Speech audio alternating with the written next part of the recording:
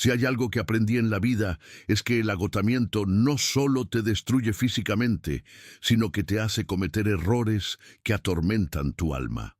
Mi nombre es Lucas. Era residente de cirugía general, un fantasma en una gastada bata quirúrgica verde azulada. Esto sucedió en 2018, en el apogeo de mi R3, en esa fase en la que el agotamiento no es una sensación, es un estado permanente del ser, como un zombi funcional impulsado por cafeína y pavor. Mi vida era un ciclo vicioso de quirófano, guardia, de 36 horas y el olor empalagoso a clorexidina que se me pegaba a la piel como un recordatorio constante de que ya no era un ser humano, sino una herramienta desechable. Recuerdo que, en aquella época, tenía ojeras tan profundas que parecían hematomas permanentes, y lo único que me mantenía en pie era la promesa vacía de que un día sería alguien en la medicina. Era una existencia casi incolora, donde la única emoción fuerte que quedaba era el miedo paralizante a estropearlo todo. Y bueno, lo estropeé mucho.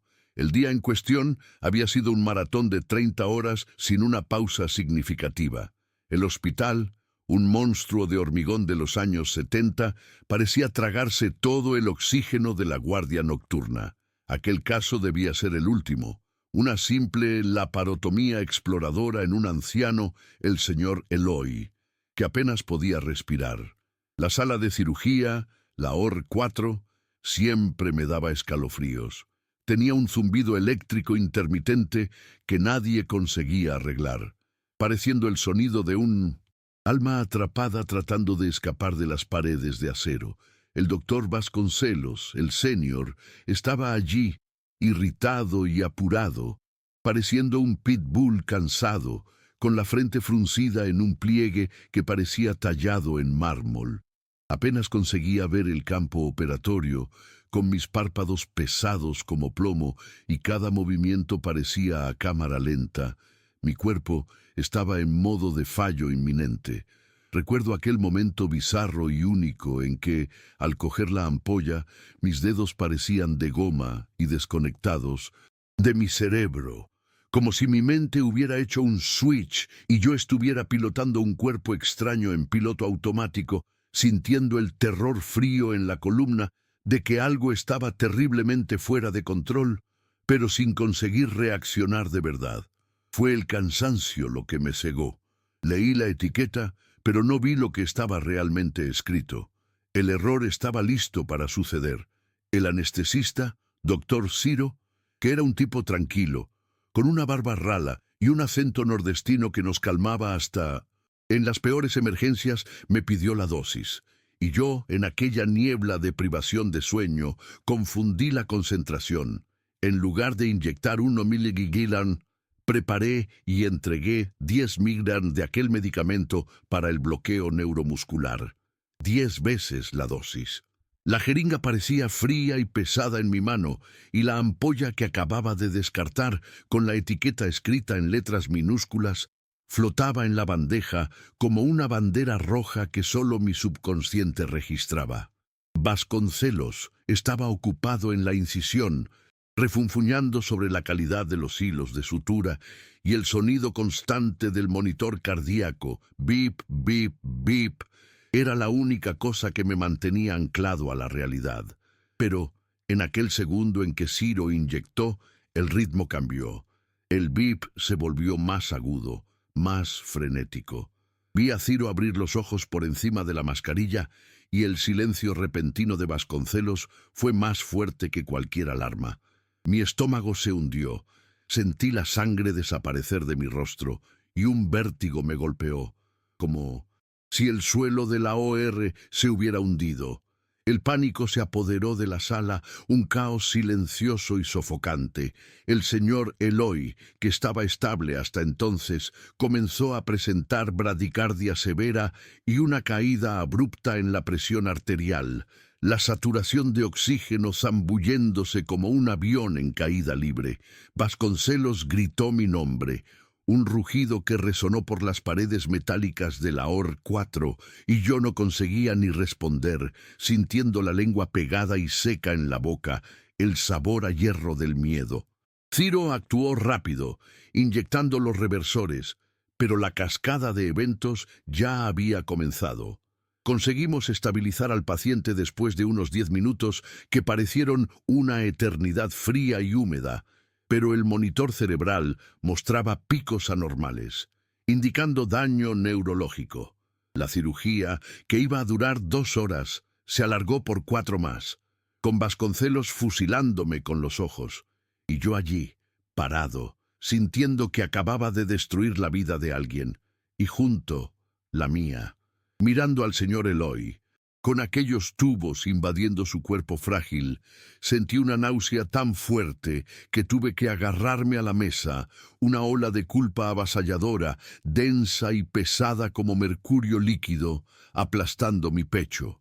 Aquel anciano quedaría con secuelas permanentes, todo por culpa de 30 horas sin dormir y de un desliz mío. Después de que el paciente fue llevado a la UCI, la sala de cirugía se transformó en un escenario de interrogatorio silencioso. Vasconcelos me arrastró a un rincón y no estaba gritando, estaba susurrando, lo que era infinitamente peor. Olía a cigarro viejo y café recalentado, y su aliento era caliente y ácido en mi oído. Me preguntó exactamente lo que había administrado, y cuando murmuré la verdad sobre la dosis, se puso pálido, un tono de gris que combinaba con las paredes del hospital.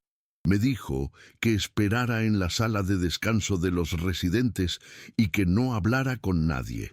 Fue la hora más larga de mi vida. Me quedé allí, en la penumbra de aquel cuartito apretado que olía a pie, sudado y papel viejo, revisando cada movimiento, cada miligramo. La cinta rebobinada de mi error pasando sin parar en mi cabeza, la certeza fría de que mi carrera, mi vida, todo lo que había sacrificado para llegar allí, se estaba desmoronando en polvo. Yo merecía ser expulsado, procesado, pero el miedo era un parásito demasiado fuerte para ser ignorado. Cuando Vasconcelos regresó, estaba diferente, calmado de una forma calculadora que me dio escalofríos. Se sentó en la silla de plástico verde, agrietado, y me miró fijamente. Me dijo, con la voz baja y grave, que nosotros habíamos tenido un contratiempo, que la culpa era del protocolo desactualizado y que, para la seguridad del hospital y para proteger la reputación del departamento, y claro, la mía, las notas operatorias serían ajustadas.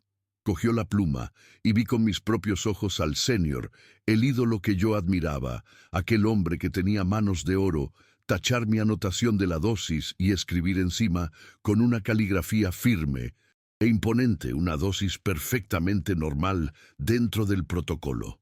Creó una realidad paralela allí mismo, delante de mí, una mentira documentada en tinta permanente. El shock fue tan grande que apenas conseguí sentir alivio. Solo un vértigo moral, como si acabara de vender el alma y el recibo estuviera allí, garabateado en el historial del señor Eloy. Me miró y dijo, «Lo que pasó aquí, Lucas, se queda aquí», y yo solo asentí, el silencio siendo mi pacto con el diablo, transformándome en cómplice de un encubrimiento horrendo. Aquellos días siguientes fueron un borrón de culpa e insomnio. Cada vez que cerraba los ojos, veía el monitor cardíaco en tilt, el rostro de Vasconcelos y, peor, la mirada vacía y fija del señor Eloy, ahora en coma inducido. Estaba viviendo una mentira que tenía un precio, el daño neurológico permanente de aquel paciente. Pero, en medio de este tormento, comencé a notar cosas extrañas. El doctor Vasconcelos, que antes era solo un ogro malhumorado, ahora parecía un fantasma, siempre andando por los pasillos con una expresión de preocupación profunda que intentaba disimular con irritación. Empezó a evitarme, pero yo me quedaba cerca, observando.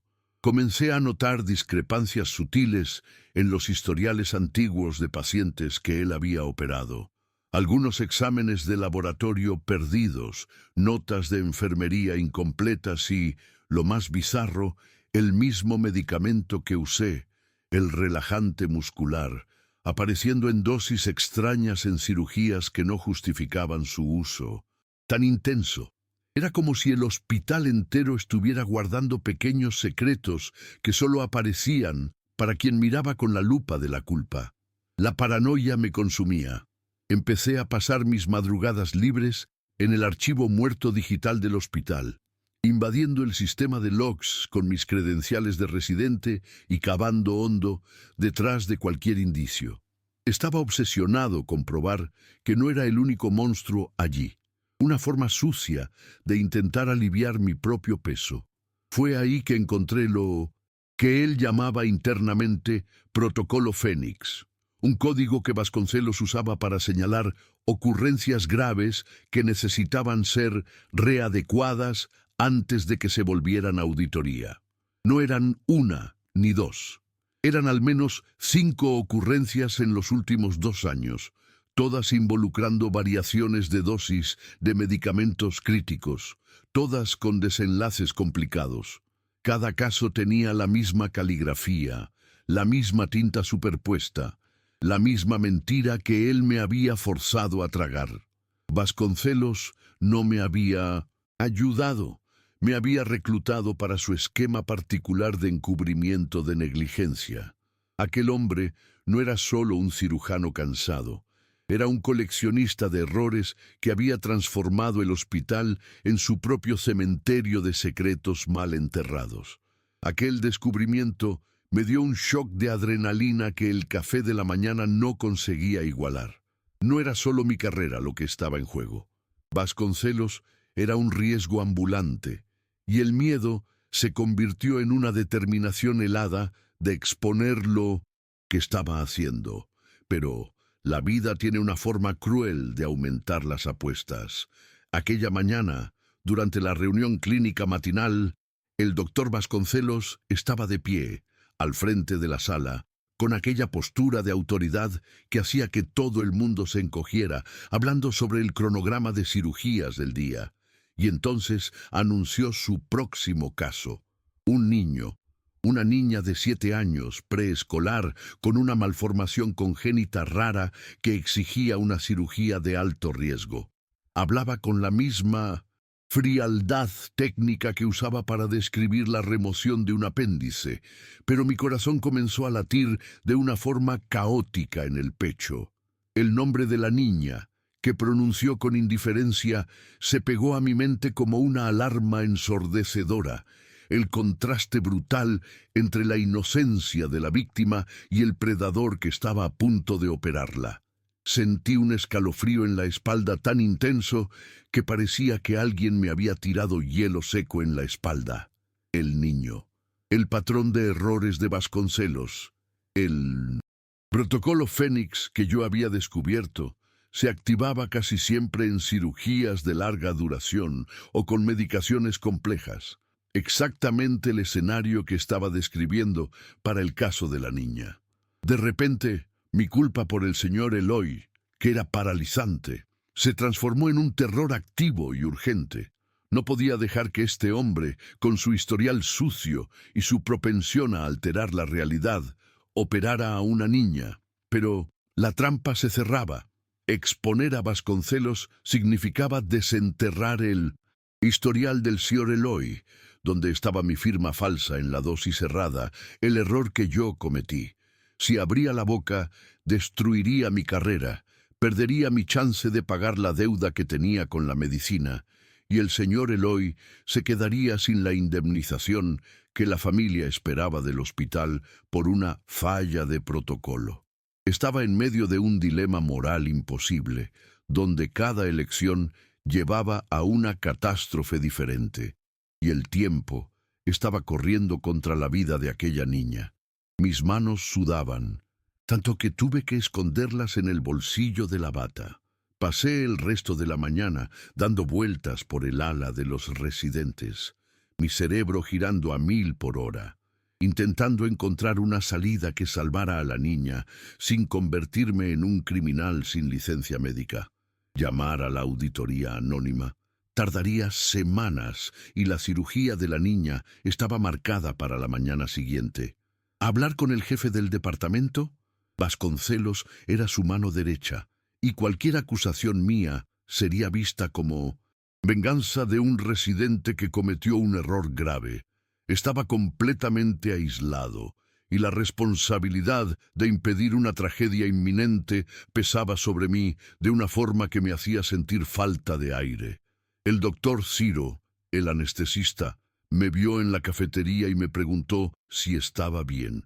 Solo conseguí negar con la cabeza. La incapacidad de contarle lo que estaba sucediendo era una tortura silenciosa. Necesitaba una solución que fuera inmediata, discreta y que usara el propio sistema contra Vasconcelos. Miré mi credencial de residente, el chip de acceso colgado delante de mí, y me acordé del laberinto digital que había explorado la noche anterior, el sistema de logs del hospital. La única manera de activar una alerta rápida sería plantar evidencias de forma que el sistema de seguridad del hospital las detectara automáticamente como anomalías. Si solo subía los archivos Protocolo Fénix en un lugar obvio, Vasconcelos borraría todo en 5 minutos. Pero ¿y si los escondiera? Encriptados en un lugar que fuera leído constantemente, pero raramente accedido por humanos. Pensé en el sistema de backups de logs, de acceso y temperatura de la OR4. Era bizarro, único. Nadie verificaba eso manualmente, pero el sistema ejecutaba un scan de integridad cada pocas horas. Era la oportunidad de oro. Tendría que entrar a escondidas en la sala de informática, la cúpula central de datos, que quedaba en el subsuelo mohoso del hospital, un lugar que olía a ozono y polvo antiguo. Esa sala de informática en el subsuelo era un lugar que la mayoría de los médicos ni sabía que existía. Era fría, oscura, y el único sonido era el zumbido ensordecedor de los servidores, una pared de metal parpadeando con luces rojas y verdes. Parecía una cripta tecnológica. Esperé hasta las 2 de la mañana, la hora muerta del hospital. Me puse una sudadera por encima de mi pijama quirúrgico, pareciendo un asaltante torpe, y usé mi credencial para entrar.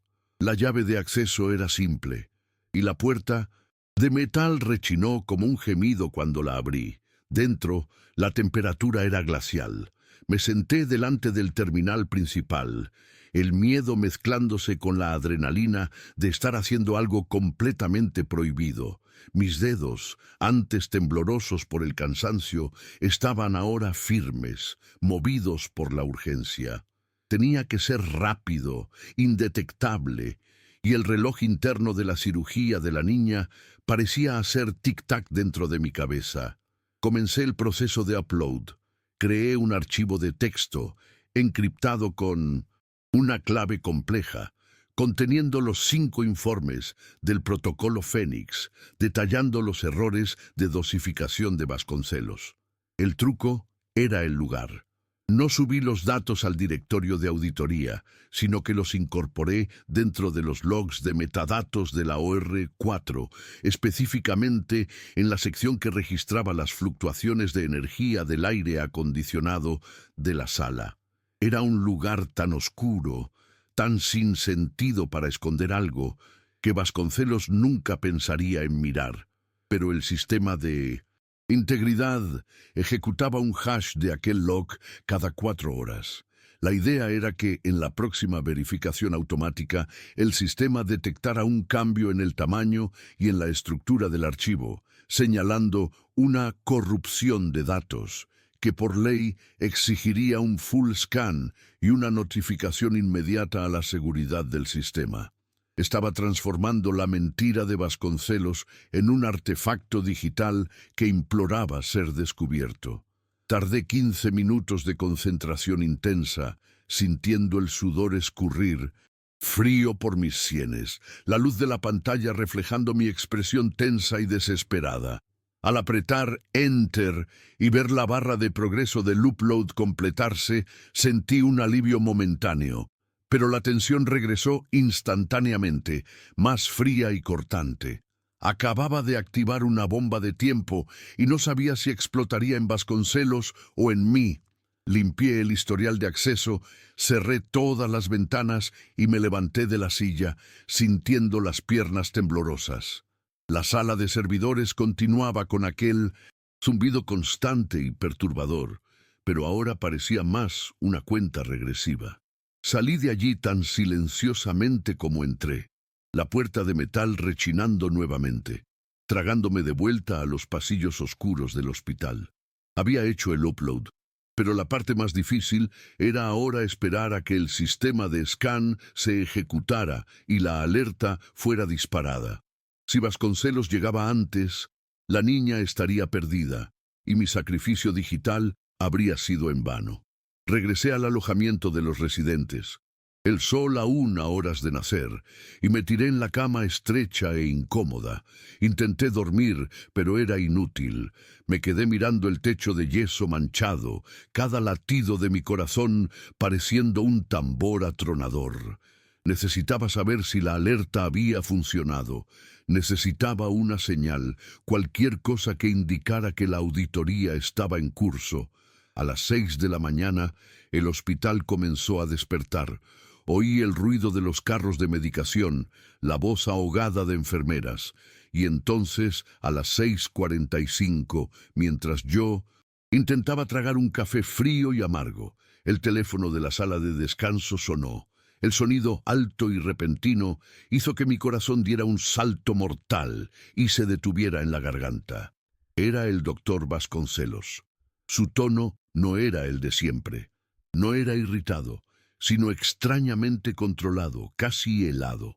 Me pidió que fuera inmediatamente a la sala de cirugía, no la OR4, nuestra sala de mala suerte, sino la OR1, la principal, la más moderna, que siempre estaba reservada para casos de mayor complejidad y visibilidad. Era allí donde la cirugía de la niña, la única cosa que me hacía querer explotar la verdad, estaba marcada para suceder en menos de 2 horas. La voz de Vasconcelos estaba tan desprovista de emoción, tan robótica, que me dio más miedo que si hubiera estado gritando. No me dio detalles, solo ordenó: «Vístete, Lucas, te necesitamos en la OR1, ahora». Mientras corría por los pasillos ahora movimentados, sentí que mi cuerpo se estaba moviendo por inercia.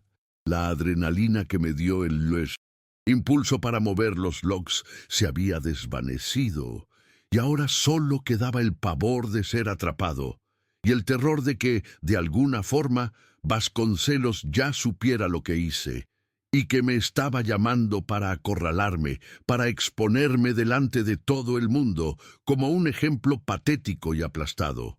Llegando a la OR1, la atmósfera era tensa y diferente de lo habitual. No había la relajación forzada de siempre. Varios técnicos estaban aglomerados cerca de los monitores de red, cuchicheando con lindas expresiones de confusión. Vasconcelos estaba allí, pálido, hablando por teléfono con una mano, mientras la otra apretaba con fuerza el puño.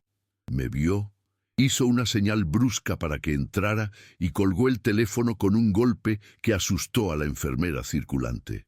No me confrontó sobre los logs, lo que era extraño, pero sus ojos, inyectados en sangre y con ojeras aún más profundas que las mías, tenían un brillo de desesperación contenida que nunca vi. Solo dijo: «Tenemos un problema con el sistema. Lucas, parece que algún tipo de corrupción de datos apareció en los logs de temperatura de la OR4. La auditoría de TI fue activada y bloqueó el acceso a la red principal para un full scan».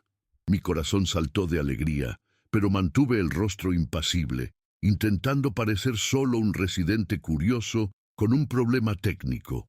La bomba había explotado, exactamente donde yo quería. El bloqueo de la red principal significaba que los historiales electrónicos de los pacientes estaban inaccesibles. Los Exámenes preoperatorios no podían ser cargados y el monitoreo en tiempo real estaba comprometido. Era el caos perfecto. Vasconcelos estaba furioso, pero no podía demostrarlo porque necesitaba parecer el cirujano senior que estaba en control de una situación adversa. Me dijo que el protocolo de backup manual estaba en vigor, pero que necesitábamos a alguien para quedarse en el frente con el equipo de TI, monitoreando la situación y garantizando que los datos críticos del paciente llegaran al equipo antes de la inducción anestésica. Me estaba usando para ser el mensajero de la desgracia, para mantenerme cerca y bajo su mirada, lejos de los focos de la auditoría que él sabía que en breve iba a hurgar en la OR4. Acepté la misión con una calma que no sentía, internamente vibrando de alivio y pavor. Mi plan había funcionado. Mientras Vasconcelos se preparaba para ir a lavarse para la cirugía, aquellas manos de oro que escondían la suciedad moral, me dirigí a la sala de TI, en el mismo subsuelo donde yo había plantado el archivo. El técnico de guardia, un joven delgado llamado Murilo, con gafas de montura gruesa y la camiseta arrugada, parecía al borde de un colapso nervioso. Me mostró la alerta. Una discrepancia masiva en el hash de integridad de los logs de la OR4. Murilo decía que era inédito, que parecía algún tipo de código malicioso disfrazado de ruido de fondo. Yo fingí asombro y pregunté si el full scan ya había comenzado a hurgar en todos los archivos de metadatos del hospital. Él confirmó y dijo que la auditoría senior de São Paulo ya estaba siendo notificada. El miedo me dio un escalofrío. La verdad estaba subiendo a la superficie, pero, junto con el secreto de Vasconcelos, mi error con el señor Eloy también sería inevitablemente desenterrado. Volviendo a la OR1, el equipo de anestesia ya estaba con la niña, que estaba extrañamente quieta en la camilla, mirando al techo con ojos grandes y asustados. Vi el historial impreso de última hora que habían conseguido y su nombre, Isabela, me golpeó con fuerza. El doctor Vasconcelos estaba de vuelta, ya vestido, y con la frente chorreando sudor frío, algo inusual en él. Me llamó a un lado. Su voz ahora un susurro ronco y desesperado, el olor a antiséptico intentando en vano encubrir el olor a ansiedad que emanaba de él. Me preguntó, mirando directamente a mis ojos con una intensidad casi salvaje, si yo había visto algo extraño en el sistema, cualquier cosa que pudiera haber causado aquel fallo. Estaba pescando, intentando descubrir cuánto sabía yo sin arriesgar la exposición. Yo mantuve mi máscara negando con la cabeza y diciendo que era solo una corrupción de datos extraña y que la TI creía que era algo externo. Su respuesta fue lenta y cargada de pavor. Me dijo, con la voz fallando, que la cirugía tendría que ser atrasada. Alegó que, debido al fallo del sistema, no tenía confianza en los monitores de backup y que el riesgo para Isabela era demasiado grande. Por primera vez, vi el miedo a un error real y presente superar el miedo a la exposición en Vasconcelos. Estaba demasiado aterrorizado para operar. Intentó llamar al jefe de departamento para justificar el aplazamiento, pero el jefe estaba en otro hospital. El equipo, visiblemente confuso e irritado con el senior, comenzó a desvestir a la niña, pero el alivio que sentí por ella estaba mezclado con una sensación gélida de que la confrontación estaba próxima. Él aplazó la cirugía, pero Vasconcelos había notado algo en mi mirada, algo en mi insistencia sobre la corrupción de datos que lo hizo desconfiar. Yo había dado el jaque mate en la cirugía, pero el juego personal estaba lejos de terminar. Minutos después, Vasconcelos me arrastró a la sala de descanso de los médicos, la misma donde él había alterado el historial del señor Eloy, y cerró la puerta con fuerza.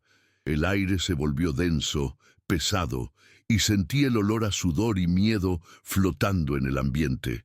No gritó, me encaró con los ojos inyectados, y su expresión era de traición y odio. No preguntó si yo había hecho algo. Afirmó, tú. Fuiste tú quien armó esta payasada de TI, ¿no es verdad, Lucas? Algún truco sucio de Residente para librarse de tu error. La acusación, directa y sin rodeos, me golpeó como un puñetazo en el estómago, pero yo me había preparado mentalmente para eso. Mi cuerpo, sin embargo, traicionó mi control y sentí un temblor involuntario en las manos. Respiré hondo, intentando canalizar la rabia y la determinación que me impulsaron en la madrugada y negué con vehemencia, mirándolo de vuelta con toda la indignación que conseguí reunir, sabiendo que esa sería la performance más importante de mi vida. Él no creyó en mi negación. Claro que no. Él se rió, un sonido seco y gutural, sin alegría ninguna, y comenzó a andar de un lado para otro, gesticulando con las manos. Me recordó con detalles fríos y crueles el daño que yo causé al señor Eloy, usando la culpa como un arma psicológica afilada. Destruiste la vida de aquel viejo, Lucas. Daños neurológicos irreversibles. ¿Y ahora vienes a hacer de héroe?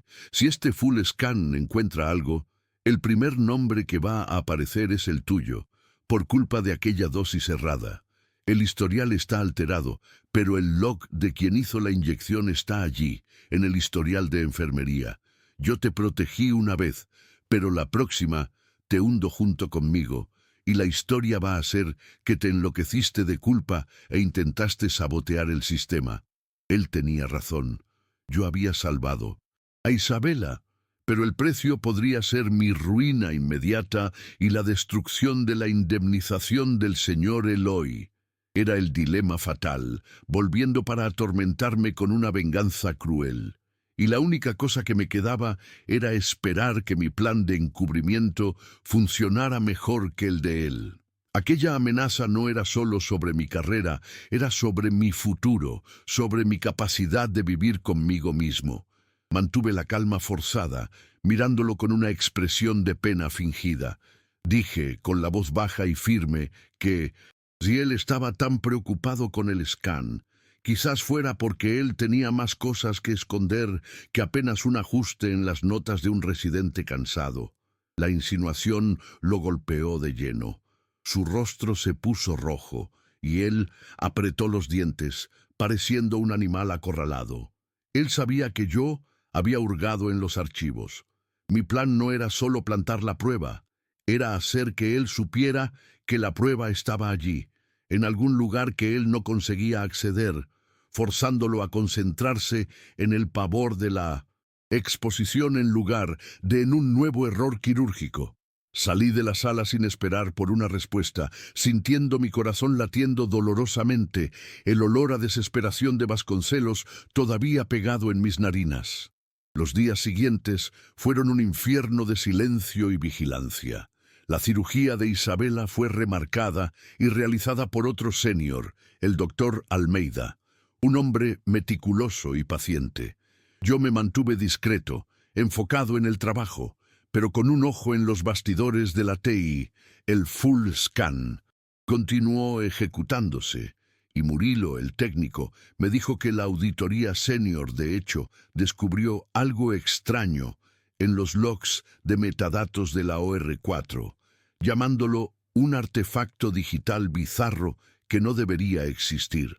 Estaban investigando activamente el origen de aquel dato, tratándolo como una violación de seguridad seria, lo que era exactamente lo que yo quería.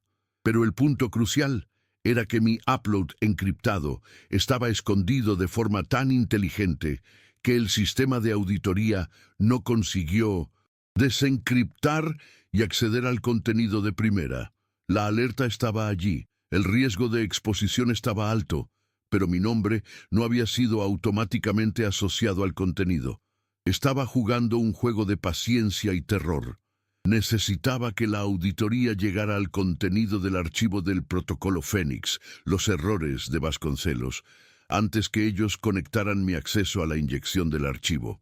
En cada guardia, yo volvía a la TI para chequear el estatus de la red.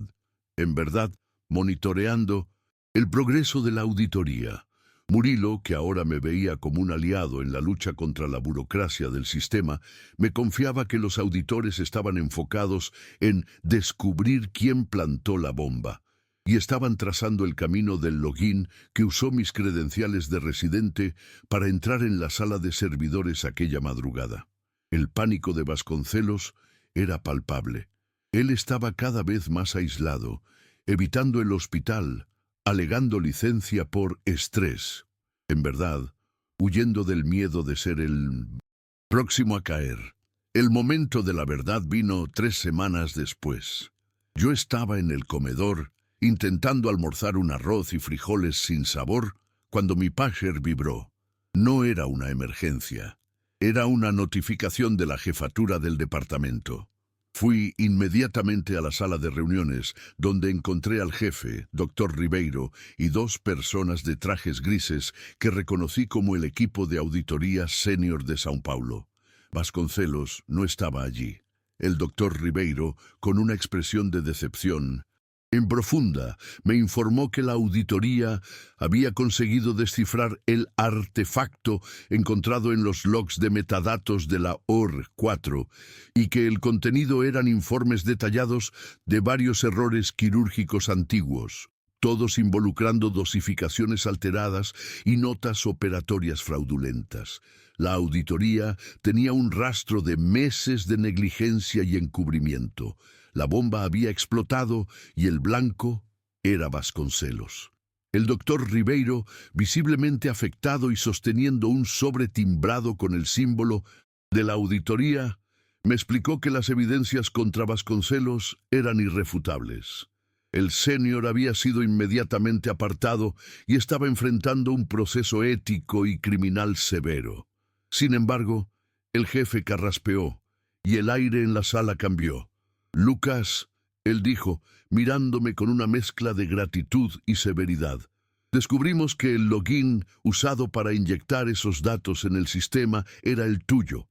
Pero, y esto es crucial, la auditoría no consiguió probar que la intención era sabotear, sino que tú estabas intentando, de forma desesperada y antiética, señalar un riesgo usando una brecha en el sistema. Él continuó, diciendo que, debido al timing de mi alerta, pocas horas antes de la cirugía de Isabela, que fue aplazada y realizada con éxito por el doctor Almeida, y al hecho de que el contenido expone un patrón de errores del senior y no solo mi desliz, ellos optaron por una reprimenda interna severa, en lugar de una exposición total. Aquel era mi desenlace. Yo lo había conseguido. Isabela estaba a salvo. El monstruo de hormigón, Vasconcelos, estaba finalmente fuera de circulación, y mi carrera, aunque manchada, aún estaba intacta. El doctor Ribeiro cogió una copia del informe inicial del señor Eloy y la puso en la mesa, sin mirarme directamente. Él dijo que en la investigación completa de Vasconcelos, el backup original de aquella cirugía fue encontrado, mostrando la discrepancia en la dosis que yo administré. Tu error todavía está aquí, él susurró, y tendrá consecuencias. Pero, al exponer a Vasconcelos, garantizaste que el señor Eloy y su familia tendrán el derecho a una indemnización integral y sin contestación, ya que el error ahora es parte de un patrón de negligencia institucional encubierto. Yo acepté el castigo interno, meses de guardias dobles y supervisión constante, como la penitencia que merecía.